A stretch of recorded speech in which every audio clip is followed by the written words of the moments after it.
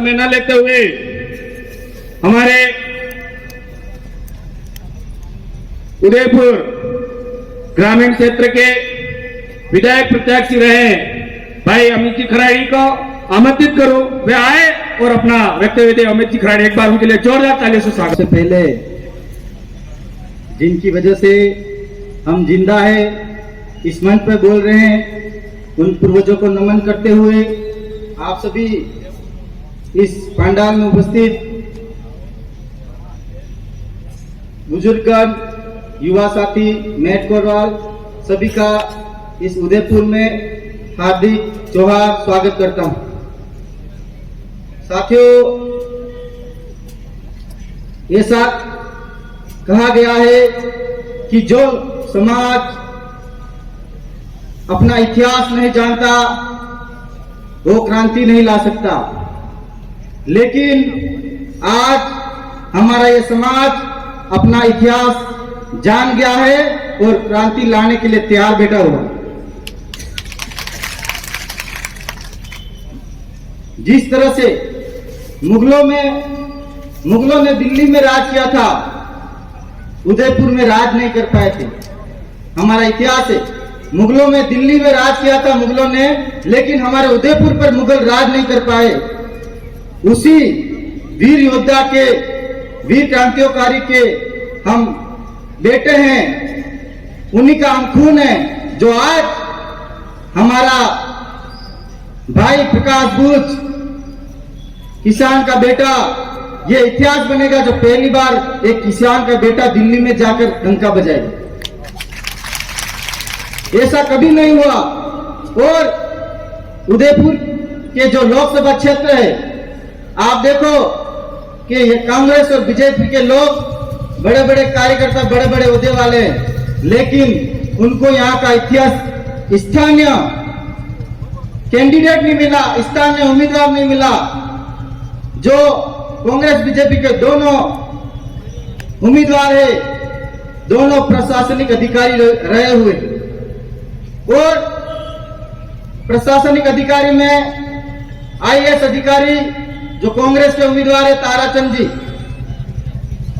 अगर उनको समाज सेवा का इतना भूत था, इतनी समाज सेवा करनी थी, तो वो एक उदयपुर के जिला कलेक्टर रहे थे। तब वो हर पंचायत में, हर जिले में विकास करा सकते थे, लेकिन उन्होंने किसी तरह का विकास नहीं करा। और ऐसे कार्यकर्ता बैठे हुए कांग्रेस बीजेपी में, अपने ऐसे आदिवासी कार्यकर्ता बैठे हुए जिनको आज तक दरी बिछाने का ही काम दे रहे हैं, और लड़ने का काम कोई भारी दूसरे रसूखदार पैसे वाले लोग आके चुनाव लड़ रहे हैं। और हमारी भारत आदिवासी पार्टी में देखो, भारत आदिवासी पार्टी में आपने प्रकाश जी बूच का शायद उदयपुर में आपने नाम कम सुना होगा, लेकिन आज वो सांसद प्रत्याशी बनाए। ऐसी भारत आदिवासी पार्टी की व्यवस्था है। ऐसी व्यवस्था के कारण आप जितने भी कार्यकर्ता बैठे हुए, चाहे गरीब हो, लेकिन आपके अंदर समाज के लिए काम करने का जज्बा है, समाज के लिए काम करने का हौसला है, तो आपका नंबर भी यहां आ सकता है, यहां आ सकता है आपका नंबर। और जिस तरह से यहां उदयपुर लोकसभा की सबसे बड़ी समस्या है जल जंगल जमीन, जिसके लिए हम लोग लड़ रहे हैं, लेकिन जो प्रत्याशी बनाए गए हैं वो खाली हमारे अनुसूचित क्षेत्र में रिजॉर्ट लेने के लिए जमीनें खरीद रहे हैं।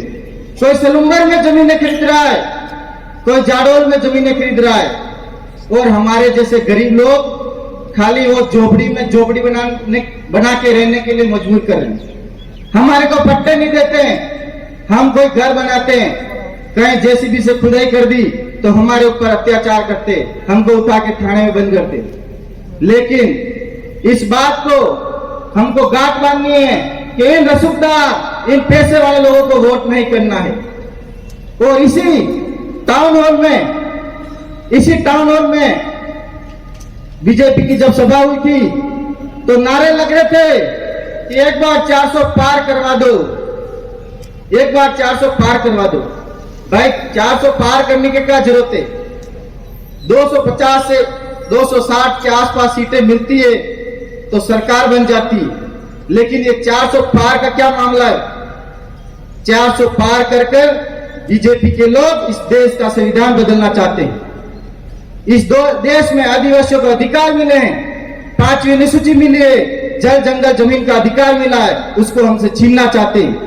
इसलिए साथियों, मैं इस मंच के माध्यम से कहना चाहता हूं कि बीजेपी सरकार 400 पार क्या 100 पार भी मत होने दो, यहीं पर रोक दो, इसी जमीन में उसको गाड़ दो। जिस जमीन में यहां से निकला बीजेपी आदिवासी गांव से, बीजेपी से जो लोग जुड़े थे वो आदिवासी गांव से जुड़े थे, और जिस जगह से बीजेपी के लोग निकले, बीजेपी कार्यकर्ता निकले, उसी जगह बीजेपी को खत्म कर लो और 400 पार का नारा खत्म करो और इस देश का संविधान और देश में समाज व्यवस्था बनी रहे। इसके लिए हमको हमारे भारत आदिवासी पार्टी के प्रकाश जी गुज को जिताकर आगे भेजना है। और इसी के साथ मैं अपनी बात को यह समाप्त करता हूं। जय जोहार, जय आदिवासी, जय भील प्रदेश।